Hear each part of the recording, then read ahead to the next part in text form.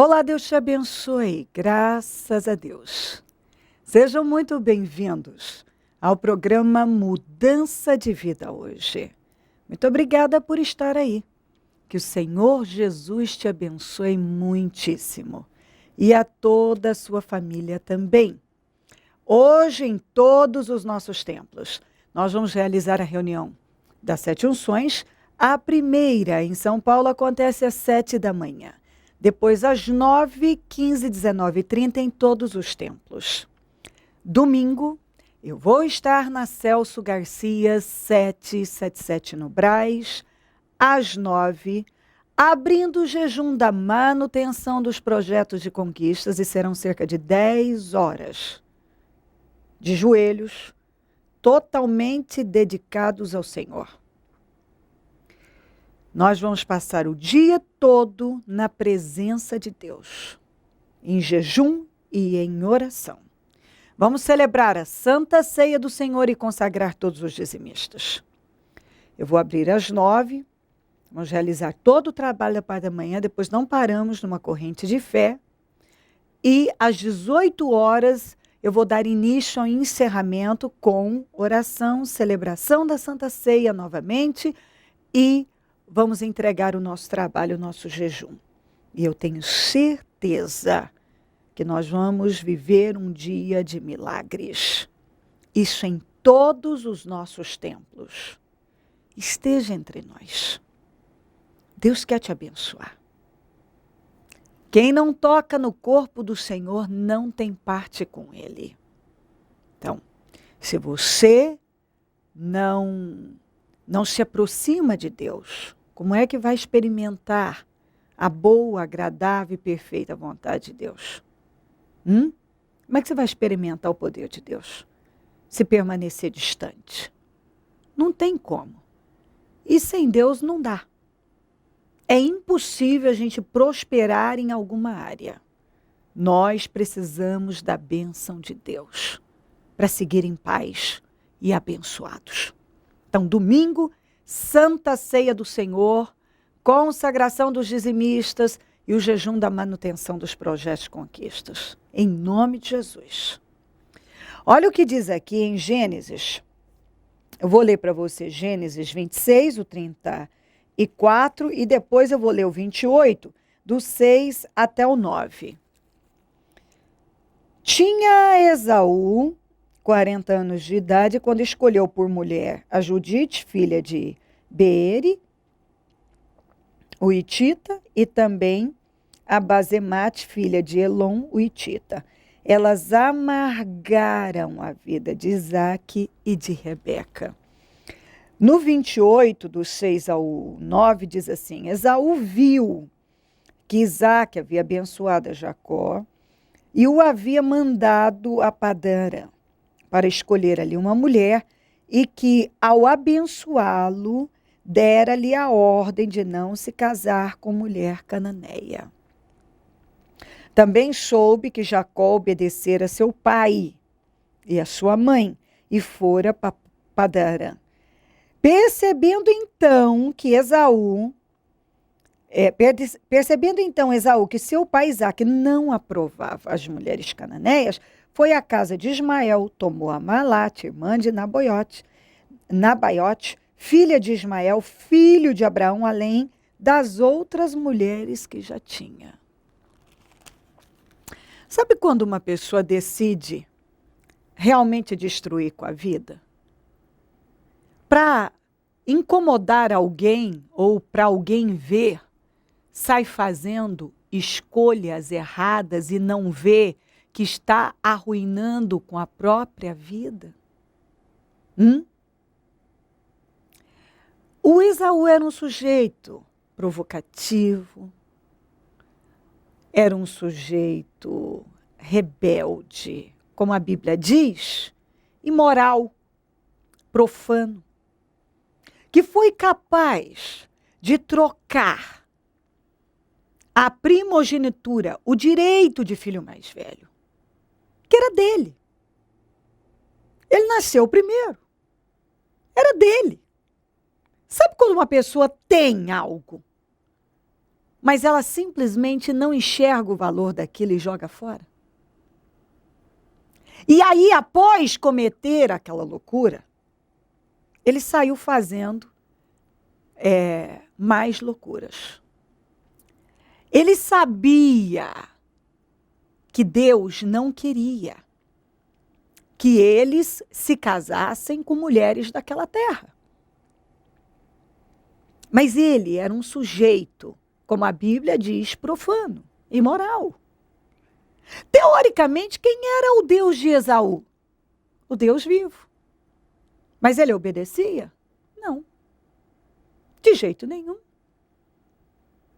Ele fazia as coisas no impulso, à base de emoção. No impulso emocional. Então, ele estava com fome. Que me vale essa primogenitura se eu estou morrendo de fome? Jogou lá fora. Não bastando, foi lá, casou-se com 2 mulheres hititas. Não bastando, quando ele viu que o pai dele era contra, que o pai dele não queria, que deu ordens ao irmão, não se case com mulheres cananeias, com uma mulher cananeia. Vá para Padã Arã, pegue uma esposa lá, alguém que tema ao Senhor. Porque as mulheres de Canaã eram mulheres imorais. Mulheres que eram ensinadas a oferecer até os filhos aos seus deuses. Mulheres que não temiam a Deus, que não serviam ao Deus vivo. Então, claro, Isaac não queria este tipo de gente com uma fé diferente, uma conduta imoral dentro da família dele. Então, quando Esaú viu que o pai dele disse, não faça isso, e ele viu que o irmão obedeceu, incomodou. Porque, infelizmente, tem gente que se incomoda até com a obediência do outro. Entendeu? Tem gente que, infelizmente, o sonho dele não é a vitória dele, é a derrota de alguém. Ele não sonha em vencer, ele sonha em ver alguém cair. E o incômodo do Esaú em relação a Jacó foi tão grande, dele ter obedecido, e o incômodo dele em relação ao pai. Você vê que o pai ter abençoado Jacó fez com que ele se virasse contra o pai. Como se o pai fosse culpado dele ter jogado fora a primogenitura dele. E aí, para provocar o pai, ele foi lá e pegou mais uma mulher imoral, profana, sem temor a Deus. Foi isso que ele fez. Ele casou-se com essas mulheres porque ele estava apaixonado, porque ele queria ser feliz? Não. Porque ele queria amargar a vida dos pais. Ele queria provocar os pais. Ele queria chamar a atenção da pior maneira. E ele não percebeu que, na verdade, ele estava destruindo, era com a vida dele, não era com a vida dos pais. Não é com a vida do Jacó. Ele estava destruindo com a vida dele. Você vê que coisa triste? Ele desprezou a primogenitura dele, jogou fora. Quando ele viu o pai dele abençoar o Jacó, ele se voltou contra o pai, ele quis provocar o pai, como se o pai fosse culpado das besteiras que ele vinha fazendo. Você vê que tem gente que ele faz as escolhas, vai lá e faz. Se dá mal. Depois quer jogar aquilo sobre alguém. O Esaú fez as besteiras com a vida dele. Depois, ele queria jogar aquilo sobre o pai. Ele quis provocar o pai, indo lá e se casando com uma mulher. Com uma terceira mulher.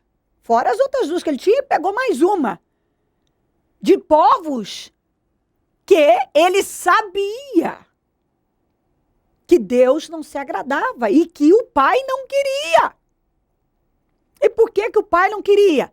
Porque o pai sabia que era maldição, que não seria bênção, que era contrário à vontade de Deus. Mas o sujeito era teimoso, arrogante, orgulhoso, emocional até o fio de cabelo. Só tomava decisões à base de emoção. Sabe quando uma pessoa fala no impulso emocional, age no impulso emocional? Tudo que faz é a base de emoção. O Esaú. Tudo que o Esaú fazia era a base de emoção. Eu tô com fome, que me vale essa primogenitura? Ah, meus pais não querem que eu pegue mulheres dessa região, dessa terra. Casou-se com 2 mulheres hititas que já estavam amargurando a vida do Isaac e da Rebeca. Por quê? Porque eram mulheres que não temiam a Deus. Não bastando, quando ele ouviu o pai falando, não faça isso, Jacó. Ele falou, é isso que meu pai não quer? É isso que eu vou fazer. Foi lá e pegou uma 3ª mulher. Tudo para quê? Na cabeça dele, ele ia provocar o pai. Mas ele estava estragando, era com a vida dele. Entendeu? Preste atenção nisso. Talvez você venha fazendo um monte de escolhas erradas para tentar atingir alguém, só que você não está vendo que você está atingindo você. E você dá um tiro no pé. Ele deu um tiro no pé. Ele deu um tiro no pé. Ele estava fazendo coisas, ele falava, ele fazia, acontecia, só que ele não estava se dando conta que ele estava prejudicando a ele. Ele estava pegando problemas para ele. Ele queria atingir o Isaac, mas ele atingia ele, porque quem ia ter que dormir com as mulheres imorais, quem tinha pego o problema e botado debaixo do teto dele foi ele. Ele ia ter que conviver com aqueles problemas. Sabe quando uma pessoa vai estragando a própria vida para tentar atingir alguém? E não vê que está atingindo a si mesmo? Que está prejudicando a si mesmo? Foi isso que o Esaú fez com a vida dele. Todas as escolhas dele foi a base de emoção. As decisões no impulso emocional. Ele foi tomando atitudes para poder provocar o pai, para poder chamar a atenção do pai, e não estava vendo que ele estava cavando a sua própria cova. Uma pessoa é capaz, você vê como é o ser humano, é capaz, tem gente que é capaz de estragar a própria vida para ver se atinge alguém. A pessoa está estragando com a vida dela. Ela tá estragando com a vida dela, achando que ela vai atingir alguém. A vida do Esaú era viver provocando. E você vê que ele fez a escolha errada e jogou aquilo sobre o pai. Naquele momento, ele queria provocar o pai. Ele estava com raiva do pai. Como se o pai fosse culpado das besteiras que ele vinha fazendo. Não foi o pai dele que destruiu com a vida dele. Foi ele. Com as suas escolhas. Não foi o pai dele que tirou a primogenitura dele. Foi ele que abriu mão por nada e trocou por uma refeição. Não foi. O Jacó se aproveitou. Mas assim mesmo, não vamos jogar a culpa sobre o Jacó, porque a primogenitura era do Esaú. Então o Esaú só ia abrir mão se ele quisesse. E se ele abriu mão, foi porque foi exatamente o que ele falou. Que me vale, quer dizer, ele não valorizava o que ele tinha. Só que depois que ele perdeu, ele viu que ele tinha muito. Que ele tinha muito. Aí ele ficou com raiva do mundo. Ele ficou com ódio do mundo. E ele dava tiro para tudo quanto é lado. Ficou com raiva do pai. Queria matar o irmão. Começou a se casar com mulheres daquela terra. Foi fazendo uma escolha errada atrás da outra. Mas acontece que ele é que abriu mão da primogenitura dele, da bênção dele. Foi ele que abriu mão. Não foi o Jacó que roubou e nem o pai dele que tirou. Foi ele que abriu mão. E aí, ao invés dele encarar que foi ele que fez a escolha errada, não. Ele queria matar o Jacó. Um ódio do Jacó. Queria provocar o pai fazendo aquilo que o pai estava dizendo para não fazer. Entendeu? Ele se tornou uma pessoa amargurada. Ele estava estragando com a vida dele com escolhas erradas e queria culpar os outros pelas escolhas erradas dele. Mas pergunta se Deus deu desculpa. Não. A bênção ficou com o Jacó e o Jacó que foi um instrumento de Deus, o Israel de Deus. Porque o Jacó se arrependia. Se arrependeu de ser o enganador e ele nunca se arrependeu de ser o profano imoral.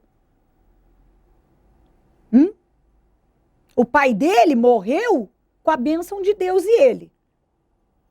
Tudo que quando você ouve falar dos descendentes de Esaú, são sempre inimigos do povo de Deus. Então, ele não carregou a bênção de Deus com ele. Mas um dia a bênção foi dele e ele abriu mão. Pense a respeito. Você só tem uma vida. E analise as suas escolhas. Vela pela sua vida. Ninguém é responsável pelas suas escolhas. Não. E não adianta você continuar fazendo escolhas erradas para tentar atingir alguém. Você está atingindo só você mesmo. Se crer, desejar, quiser orar comigo, prepara algo que queira que receba a oração. Eu volto já para nós orarmos. Ana Mariana, a senhora está dentro do Ministério Mudança de Vida há aproximadamente 2 anos. Colocando em prática, bebendo do Espírito. Quais são os resultados que a senhora tem vivido? Os resultados são muito claros, assim, tudo é conquistado com força, com dedicação, com oração, com jejum, estando presente aqui na casa de Deus, nos cultos, e as vitórias vêm vindo, todas conquistadas com força, mas elas vêm na parte financeira, na parte de saúde, familiar, em todos os sentidos. Recente, uma grande vitória. Isso, recentemente a gente tem uma empresa que tinha um sócio que estava nos prejudicando. E ele pediu para sair por livre e espontânea vontade, assim, lógico, com muita oração que a gente estava aqui presente, eu, meu pai. A gente estava no banco negativo, a empresa estava negativa no banco, e 2 meses depois que esse sócio saiu, a gente tinha o mesmo valor na conta da empresa, só que positivo. Aí, a partir desse momento também foi um momento crucial, onde eu passei a dizimar, onde eu passei a fazer votos grandes e confiar em Deus, a despeito das situações que eu via. E o resultado foi rápido, até em 2 meses a gente já tinha essa resposta e seguindo a direção que Deus tinha me mandado também desde o início do ano. Ou seja, colocando em prática a direção que sai do altar. Sim, uma frase que eu lembro muito, que a bispa sempre fala, é confie em Deus. Não importa o que acontece, confie em Deus. Não olhe para a situação, mas confie em Deus. E é isso que a gente tem feito e praticado. É importante lembrar também que a senhora já viveu outros resultados e foi grandes vitórias também. Sim, já o ano passado e o ano retrasado, desde o início da minha vida aqui nesse ministério, as vitórias têm vindo, com busca, claro, mas Deus tem me recompensado na minha vida, como eu falei anteriormente, na saúde de familiares, vida financeira, familiar minha, da minha filha, de todos. Completamente abençoada, a casa que Deus honrou também abençoou.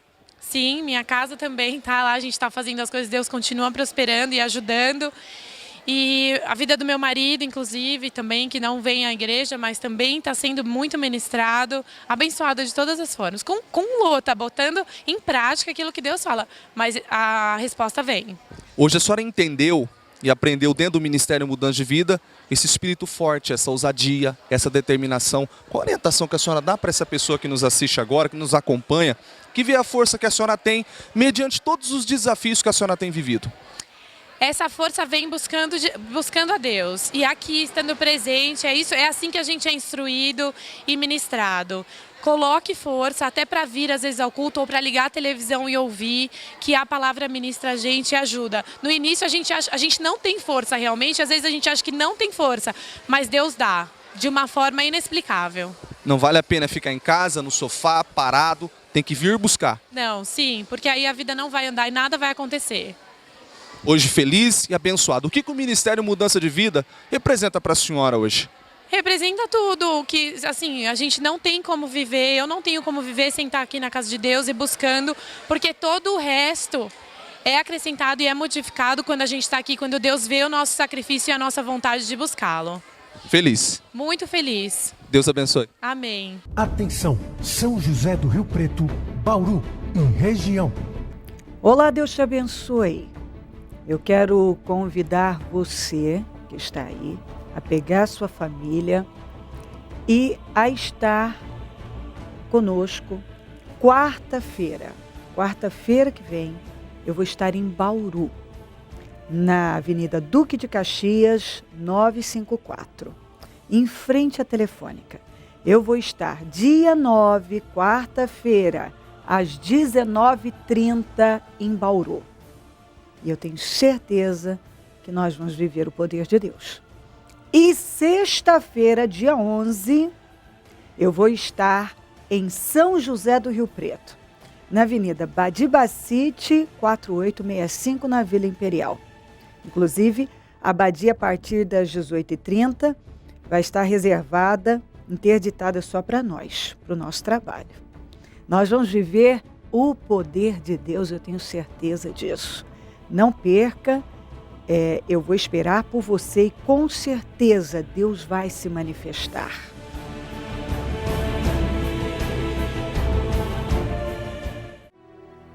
Momento da oração. Ó Deus de Israel, eu oro por esta vida, que precisa urgentemente acordar, se despertar. Ó meu Deus, ela precisa de sensatez, de bom senso. Ela precisa, Senhor, que a mente dela seja aberta.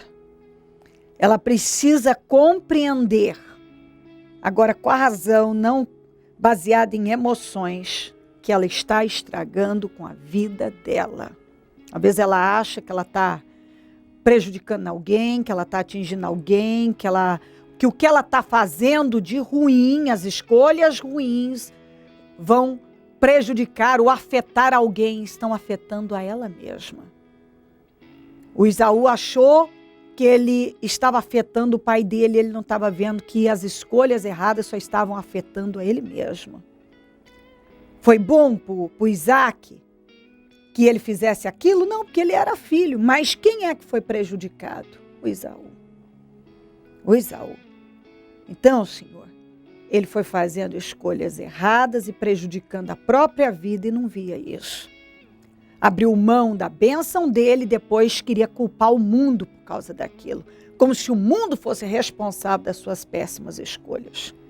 E nós sabemos que em nenhum momento na tua palavra o Senhor aceitou desculpas, justificativas, mas todos tiveram que assumir a responsabilidade, desde Adão e Eva. As desculpas deles, o Senhor não aceitou. Nenhuma. E aqui também com o Isaú também não. A revolta dele só afetou ele mesmo, prejudicou ele mesmo. A amargura, a revolta, o sentimento de vingança, tudo isso só prejudicou ele. Só ele. Porque o Isaac com a Rebeca terminaram com a bênção, o Jacó terminou abençoadíssimo, e ele é que terminou sem a bênção do Senhor e como inimigo do teu povo. Então, Senhor, às vezes a pessoa acha que ela, com as escolhas dela, ela está afetando alguém, ela não está vendo que ela está afetando a vida dela e cavando uma cova ainda maior, como eu disse, está dando um tiro no pé. Que ela acorda, que ela venha acordar, que ela venha se despertar e olhar para ela e se voltar para o Senhor enquanto ela tem oportunidade. O Senhor quer salvá-la, o Senhor quer abençoá-la, mas isso depende mais dela do que do Senhor. E a vitória dela não depende do fulano, do cicrano, do beltrano, depende dela. E se ela está numa situação ruim, não é culpa do fulano, do Beltrano, do Ciclano, é culpa dela, são as escolhas dela. Porque operando o Senhor ninguém pode impedir. De jeito nenhum. Quando uma pessoa decide ser vencedora, ninguém pode destruir com ela. Ainda que o mundo se levante, como diz o Salmo 27, ainda que um exército se levante, não vai poder destruir com aquela pessoa, porque o Senhor é com ela. Quando o Senhor é com uma pessoa, ninguém pode destruir com a vida dela. Ninguém pode. Mas se ela não tiver o Senhor como protetor, como aquele que guarda e protege, livra, então ela será arruinada. Então, Senhor, que ela entenda que ninguém destrói com a vida da gente. É a gente que destrói com a vida da gente. É a gente. São nossas escolhas e decisões. E que ela hoje possa se despertar e se voltar para o Senhor com temor. Abençoa lares, famílias, todos que nos pedem orações por cartas, e-mails, Disque Vida, Twitter. Eu consagro tudo que foi colocado para receber oração e determino vitórias. Abençoo lares, famílias, todos agora. Abençoo os meus amigos e companheiros semeadores, pessoas que dizimam, ofertam na conta dos semeadores e têm nos ajudado a manter o programa. Que essas vidas sejam abençoadas e enriquecidas e prosperadas, porque elas têm financiado a tua obra. Desperta mais semeadores, Senhor, porque quem planta, colhe. Ó Senhor, eu peço que o Senhor, essas pessoas têm sido abençoadas e alimentadas pelo programa, que se tornem semeadoras dele, porque serão honradíssimas e abençoadas. Visita cada pessoa agora, que o espírito de temor possa repousar sobre cada um, meu Pai. É o que eu peço e agradeço. Amém, amém e amém. Graças a Deus, amém. O número do Disque Vida é 0 operadora 11 3296-9449. Celso Garcia 777 no Brás. É onde eu fico, onde vou estar neste domingo, às 9.